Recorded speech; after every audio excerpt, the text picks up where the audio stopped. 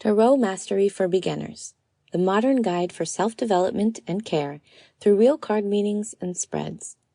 You will have the new psychic techniques to attract love and all in your life. Written by Amanda Chamberlain. Narrated by Erika Mary. Introduction. Wicca is extremely decentralized. Unlike most other Western religions, there's no official holy text, no central governing body, and this suggests there's no specific way to practice the religion.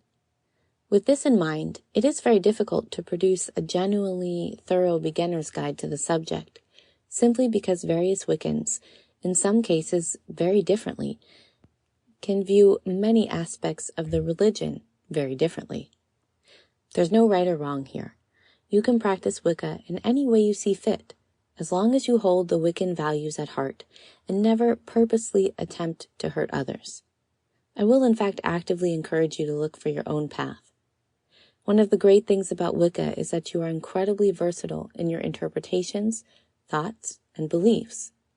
You are encouraged to read and learn as much as possible when you're just starting out, so your initial values are bound to be influenced by the guides you read.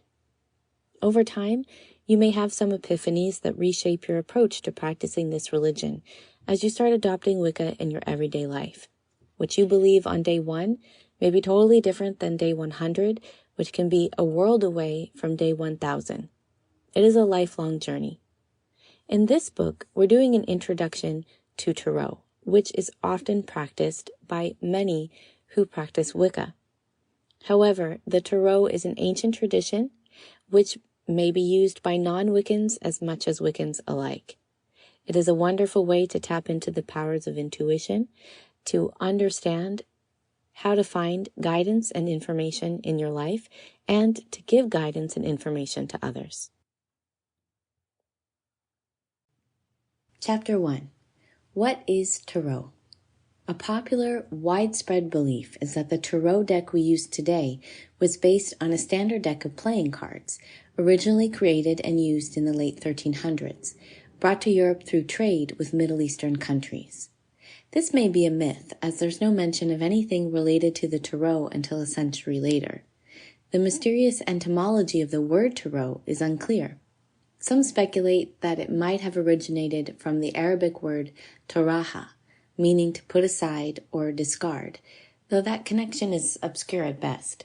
One Swiss philosopher believed that the word tarot originally came from the Egyptian words royal road, and he posited that the tarot cards were a sort of divine road towards enlightenment. While we do get our numeric system from Islamic culture, it wasn't until the late 1400s that an alternate take on standard playing cards, called the triumph cards, spread like wildfire throughout the Italian society. Wealthy families often commissioned artists to create luxurious decks of triumph cards, a complete set of which included the 4 suits of standard cards, as well as the court cards or face cards, but it also contained an additional suite of imagery cards. These additional imagery cards were created with heavy symbolism, archetypes, and iconic pictures, and were used as trump cards.